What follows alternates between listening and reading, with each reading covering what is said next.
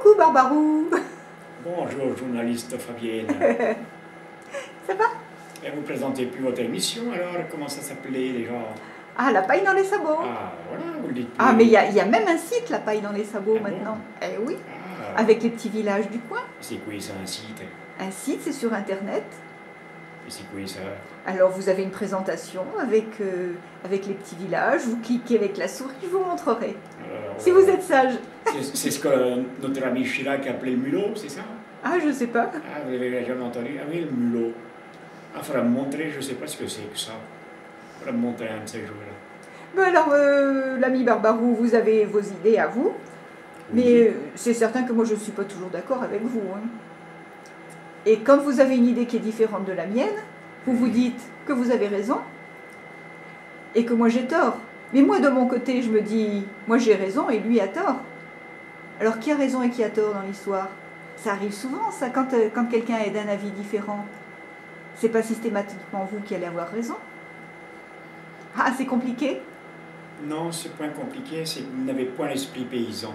Vous voyez, vous êtes une citadine et vous avez l'esprit de contradiction. Vous aimez ça, comme beaucoup de gens de la ville, vous aimez capter, vous voyez. Ça vous plaît, ça, de faire comme la poule, et pia pia pia, et pia pia pia, et pia pia pia. Vous êtes point mauvais en somme, même quand...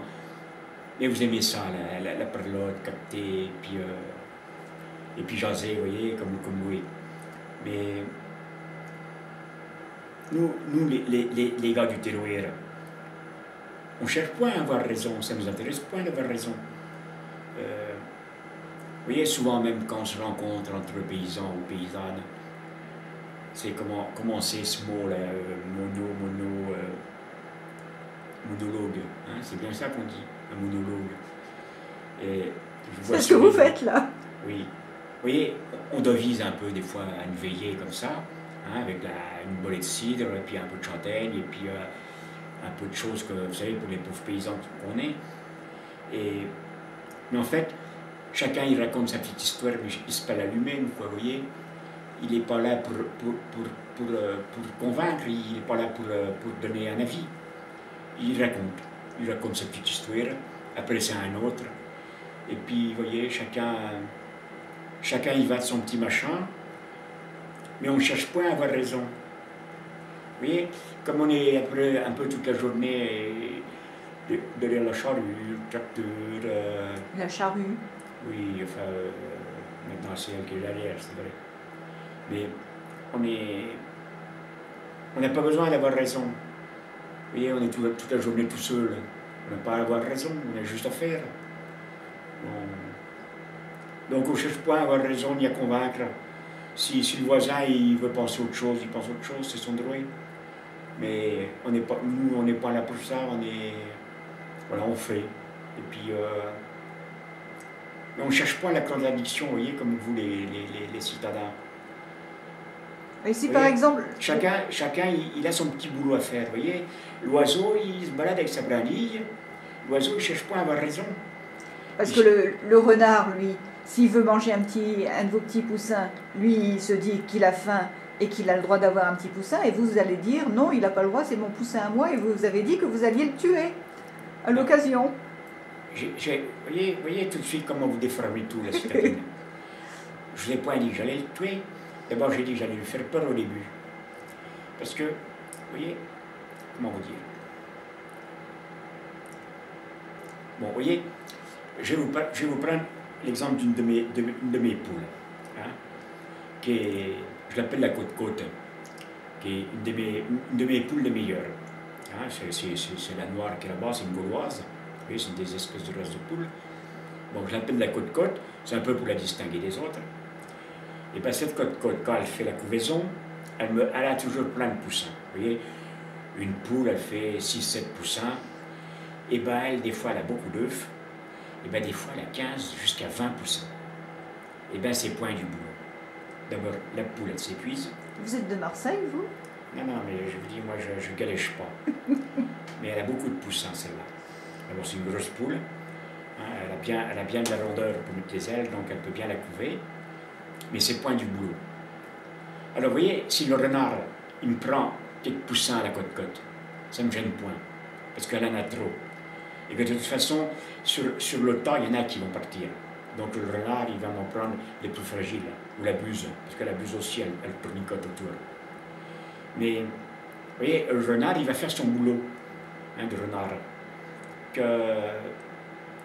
Que s'il prend, si une autre de mes poules, quand il n'y a que 4 poussins, s'il m'en prend un, ça ne va plus, vous voyez. Là, je ne suis pas content. Mais si à l'autre, vous voyez, c'est une espèce d'équilibre qui se crée, vous voyez. Alors, d'un côté, le renard, il a raison de me prendre un poussin, et de l'autre côté, il n'a pas raison, vous voyez. Donc... il faut le faire réfléchir, votre renard. Oui, mais je crois qu'il a compris ça, lui, dans sa petite tête, parce que c'est souvent qu'il prend à la côte-côte et pas aux autres. Il a dû piger que le barbarou, ça lui plaît point qu'il tournicote trop autour des autres.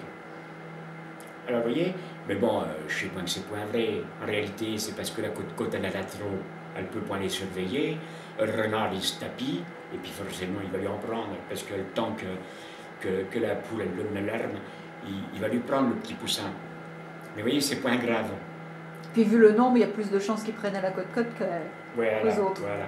Et puis c'est point grave parce qu'elle en a trop. Vous voyez, hein? Si moi j'étais quelqu'un de courageux, je devrais tout de suite lui enlever des œufs. Ou lui enlever des poussins, vous voyez. Et les tuer parce qu'elle en a trop. Il n'en laissait qu'une dizaine à la ligure. Je le fais point. Moi, vous voyez, c'est moi barbarou, je ne fais pas bien mon boulot de fermier. Ben si, parce que il faut le nourrir, ce renard, oui, si vous ne voulez pas le tuer.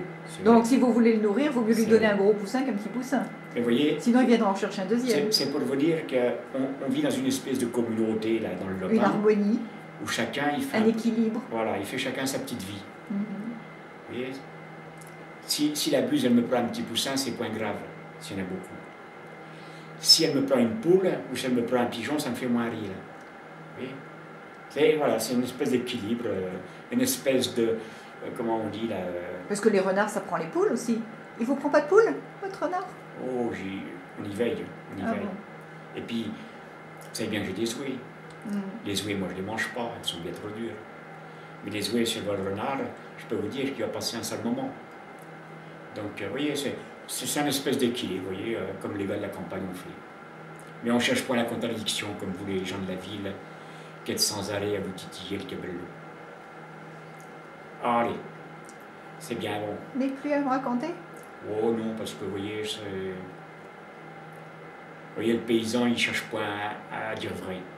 Il fait sa journée et puis c'est bien, il a bien assez à faire. Il ne cherche pas les complications. Voilà. Vous vivez déjà, simplement. le paysan, je ne sais même pas s'il est bien d'accord déjà avec lui-même, s'il se mettait à penser. Alors, vous voyez, c'est vous dire qu'il vaut mieux pas qu'il pense, vous voyez. Donc, il a toujours raison, c'est pour vous, la citadine. Allez. Mais je vous remercie. Allez, bonne soirée. Allez, et bon retour. Barrez-moi la caméra.